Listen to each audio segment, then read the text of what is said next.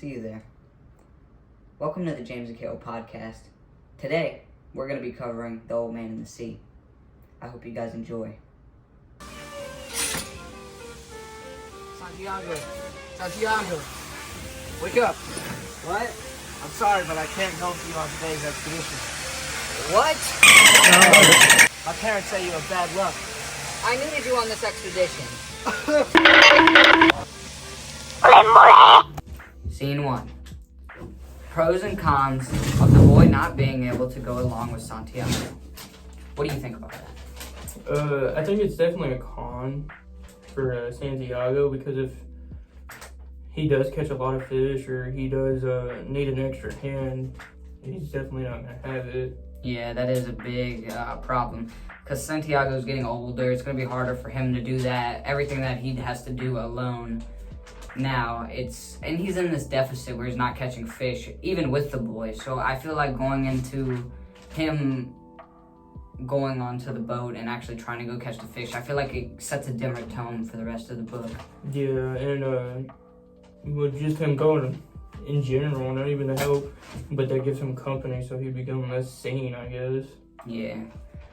I don't know. I feel like if the boy went, it would have been much easier for him to catch the fish. Yeah. I've been trailing this fish for days now. I wish I could just see it already. Davy Jones' locker. That must have been the fish.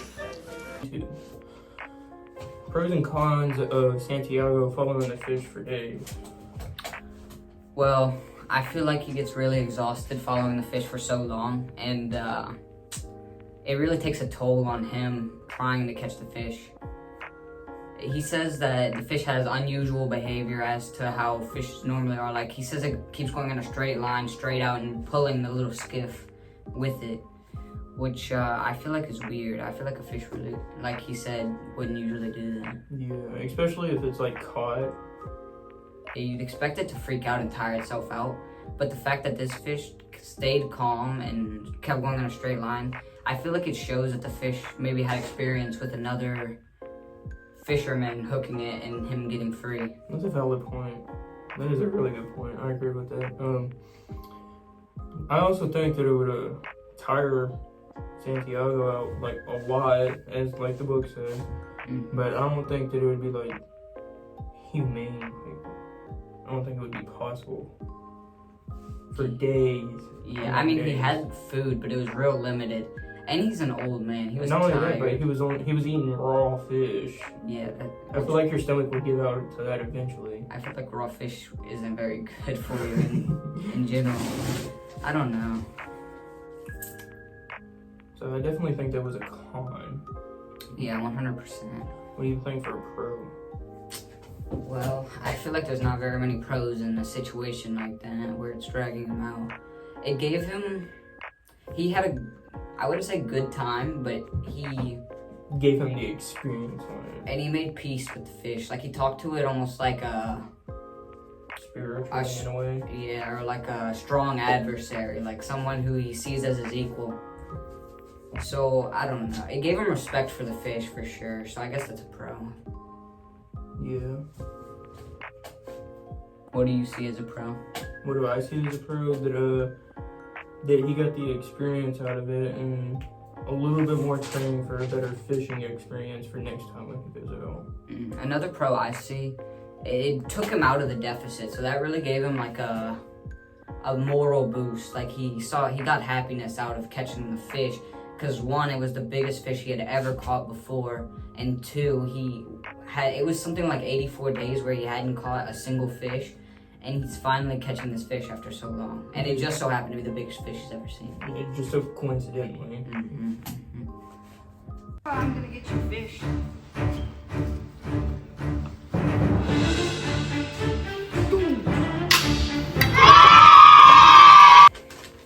Scene 3. Pros and cons of fishing by himself and finally reeling in the fish. I feel like a good con for that would be is since he's out there by himself, that could be putting him in danger.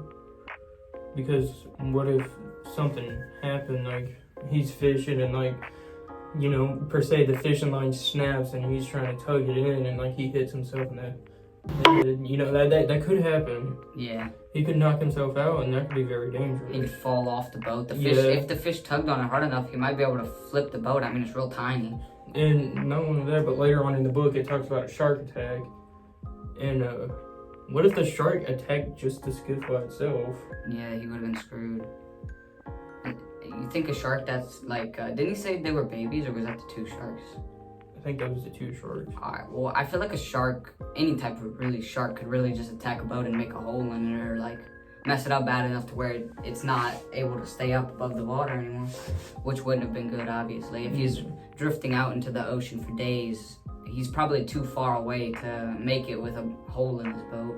Or a just messed to up even boat. swim back in general. Yeah. Also, while reeling it in, he cuts his hand or something, and he's all fatigued and tired, eating raw fish. I feel like he's just putting himself in a really bad situation where he might not be able to get back to land. Yeah.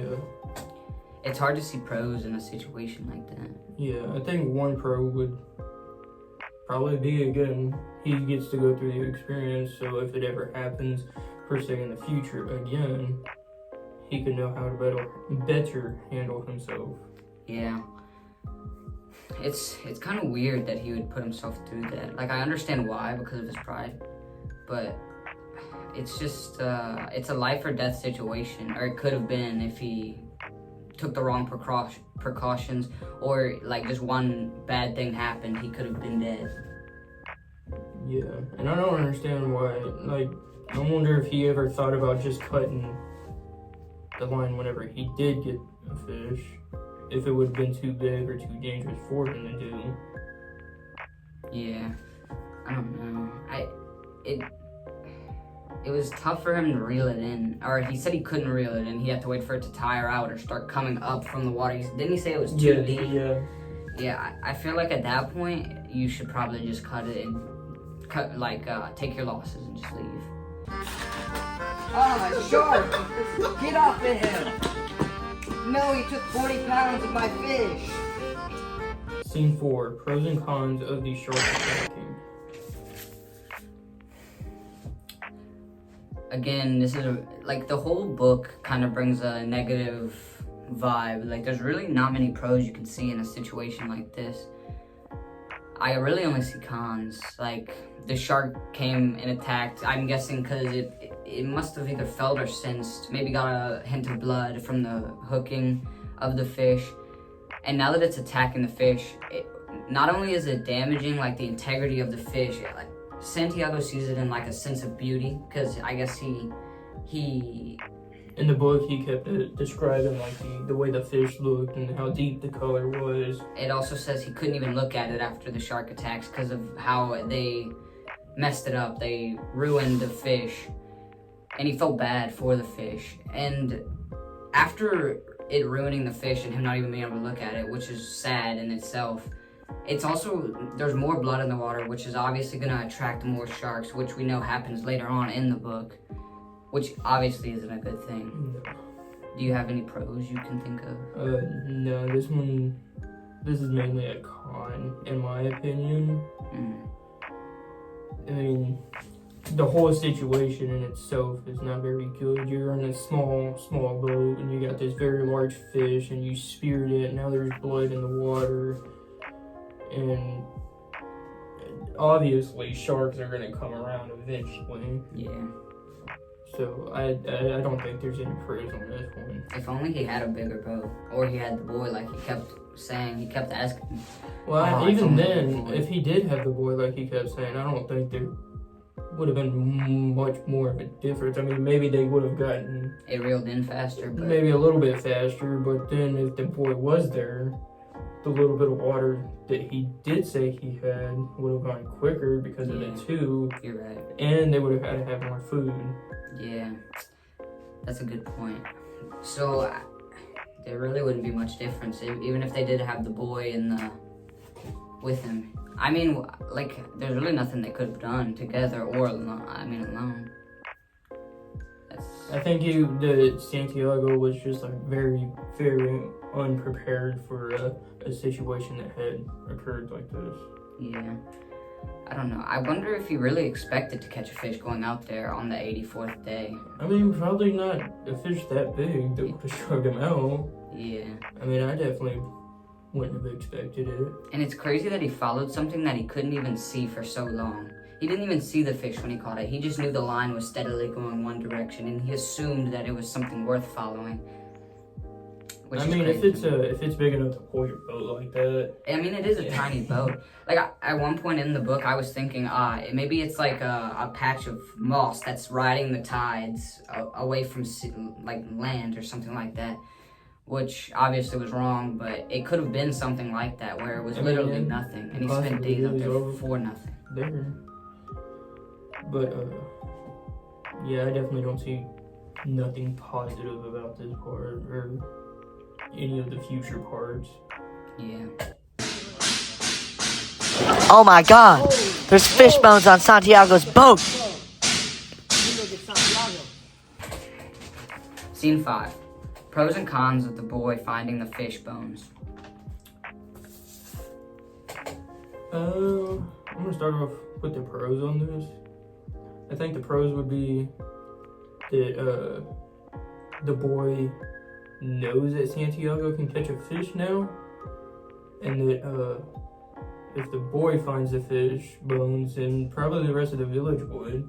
Yeah, and his parents would probably then maybe let him go back with the man Yeah, after definitely. saying that he's not so unlucky that I he can definitely never think catch it's different of him now Yeah. with that big old fish. I feel like another pro would be it showed the depth of Santiago and the boy's relationship, like, because he was sitting on the boat crying for Santiago.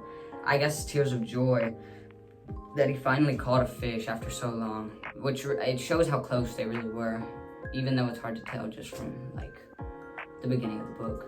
Yeah, and not only that, but how do we know that the boy didn't think that the old man died or something? Yeah, he could have been crying because he thought the old man was... It could have been, most definitely tears of happiness, I would think. Yeah.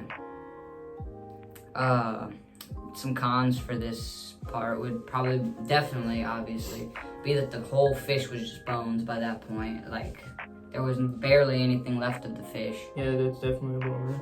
Yeah, so you really can't sell it. It's just proof that he caught it. At this point, it's more like a trophy than an anything he could sell or use to help himself. Yeah, most definitely. I mean, I guess you could always just get it mounted. Most would say that that's like, that's a bad thing. I feel like they would see all the days that he wasted and all the supplies he wasted going out there to get the fish as just a waste of time and nothing important. But for Santiago, I feel like it was sentimental. It showed him that he still could catch fish, and it was such a big fish that he showed him he still could put up a fight against things that he sees as beautiful creatures that are better than humans. He says in the book somewhere, he says something like he sees them as better than humans or maybe smarter. He says something like that along those lines. Yeah. You got any cons that you could think of? No, not really. No cons for this one. Definitely more of a positive. It's a weird positive. It's yeah, like it is. it's negatively positive. Yeah. Santiago, wake up. Are you okay? No, I feel really terrible, but I caught a fish, finally. I know, we saw the bones. It was huge. Scene 6. Pros and cons of the boy waking up Santiago. One con would be, obviously, there's no telling how bad Santiago's injuries are just based on seeing him sleeping. You can see the cuts on his hands from holding the thing over his shoulder. The fisherman. And you can see that he was tired. Obviously, he's passed out in his little hut. But he could have needed serious medical attention. If nobody went and checked on him, who knows what might have happened to Santiago. Yeah. And I agree with that. I would say that another pro about that would be just knowing that since Santiago's been gone for so long, just knowing that he is still alive and making sure that he is breathing. Yeah, obviously. I feel like obviously a pro is they can share the happiness. Them like the boy finally knows that he caught the fish and stopped the losing streak or the dry spell of him not being able to catch fish. So they can share the happiness together of finally catching fish and maybe go out back to fishing together with a more positive outlook, knowing that they still can catch fish, and maybe that alone would help them catch more fish. Just a positive vibe of that. Getting rid of the mental block. Yeah, I think a con would probably be is that I know me personally, after a fishing trip like that, I would be wore out and exhausted, so I probably would be pretty upset. Yeah. If you came and woke me up.